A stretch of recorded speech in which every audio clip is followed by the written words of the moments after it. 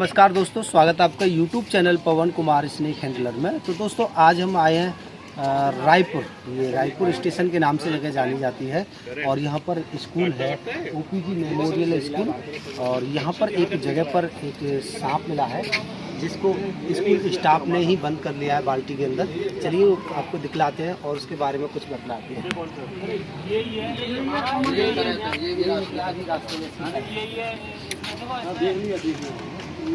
ये जहरीला साहब है? नहीं अपने वाला जो है।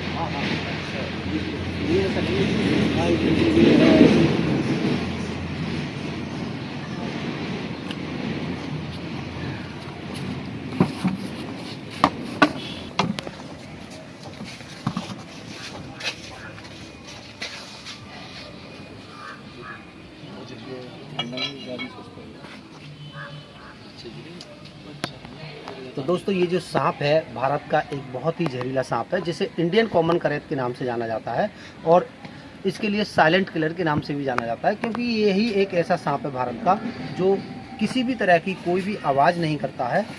और इसकी खास बात यह है कि ये दिन में कम, रात के समय ही ज़्यादातर निकलता है और ये चुपके से हमारे बेड बिस्तरों के अंदर भी घुस जाता है और महीनों तक बिस्तरों के अंदर पड़ा रहता है और वहीं कहीं से अपना शिकार करके कीड़े मकोड़ों को खा करके और ये फिर से बिस्तरों के अंदर आ जाता है।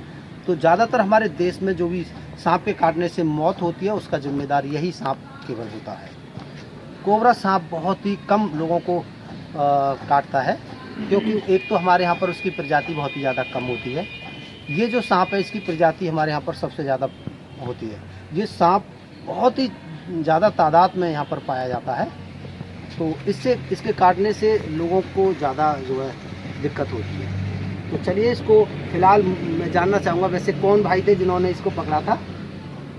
अच्छा, ये हरवीर सिंह स्कूल स्टाफ से ही हैं। तो इन्होंने इस सांप को किसी भी तरह से इस बाल्टी के अंदर डाला था। क्या जब आपको पता था कि ये सांप जहरीला है या वैसा है? तो ये पता नहीं था, फिर भी कैसे डाला था? लकड़ी वकड़ी से? कैसे लकड़ी से डाला था? चलिए सावधानी के साथ ही डालना चाहिए। सांप कोई भी हो उसको नॉर्मली नहीं लेना चाहिए। अगर आपको जानकारी नहीं है तो उसको किसी भी डंडी वंडी के सहारे से ही दूरी बना करके ही 5 फुट की दूरी बना करके ही उसको जो है किसी भी चीज़ में आप डाल सकते हैं आसानी से।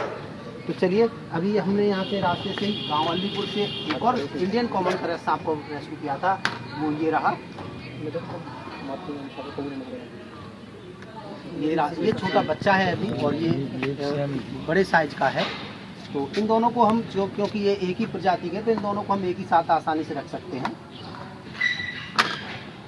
एक और ख़ास बात है कि सर्दियों का सीज़न है। सर्दियों के सीज़न में ये सांप अपनी ताकत को खो बैठते हैं।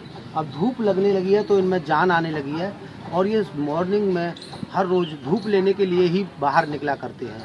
तो ये भी जो सांप है ये कहीं छुपा हुआ होगा और वहाँ से अपना टेम्परेचर मेंटेन करने के लिए जब से महसूस हुआ कि बाहर सूर्य निकल चुका है तो उसी वक्त ये सांप निकले हैं। दोनों सांपों को हमने लगभग एक ही टाइमिंग पे पकड़ा है। आते में ही बिल्कुल करीब अब से 15 मिनट पहले छोटे वाले को रेस्क्यू किया और इसको ये किया है। तो इसका मानना यह भी है कि ये धूप लेने के समय पर ही निकल रहे हैं, दिखाई दे रहे हैं। एक और कॉल है गाँव मोदीपुर से, भी हमें वहाँ से भी रेस्क्यू करना है। तो ये धूप लेने के लिए निकल रहे हैं। अभी कुछ दिन बाद जब धूप निकलना ही बंद हो जाएगी तो उस वक्त ये सांप एक मूर्छित अवस्था में जहाँ है वहीं पर पड़े मिलेंगे। जब हम रेस्क्यू करने के लिए जाते हैं और देखते हैं कि वहाँ पर किसी का बिटोरे के अंदर है या किसी के जो चारा जो होते हैं पशुओं का उनका ढेर लगा हुआ होता है, तो उनके अंदर भी अपनी सर्दी से बचने के लिए, अपनी जान बचाने के लिए छुप जाते हैं। जब उनको हटाते हैं लोग तो उनमें ये निकल आते हैं, तो ऐसे ही पड़े रहते हैं। लोग उनको लकड़ी से ऐसे करते रहते हैं, लेकिन वो वहाँ से भागते नहीं हैं, अपने आप को सीधा नहीं कर पाते। टेढ़े मेढ़े हैं तो टेढ़े मेढ़े ही पड़े रहते हैं। तो उस स्थिति में जब हम सांपों को रेस्क्यू करते हैं तो फिर उनको हमें उन्हीं के टेम्परेचर के हिसाब से अपने घर पर स्टोर करके रखा जाता है।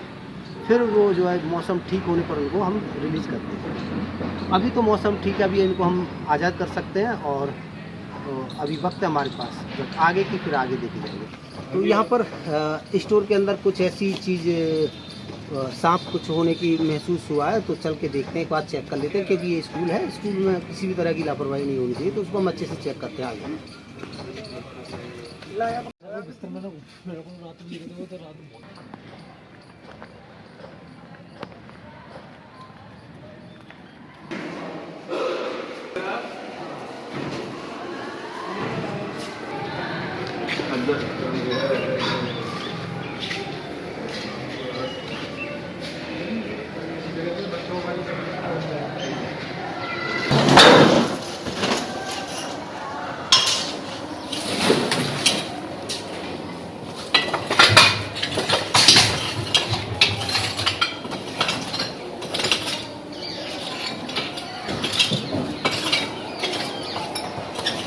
तो दोस्तों सांप तो नहीं है लेकिन एक चूहा है, तो ये स्कूल में नुकसान ही करेगा, तो इसको यहाँ से पकड़ के कहीं एक सुरक्षित जगह पर आज़ाद कर देंगे।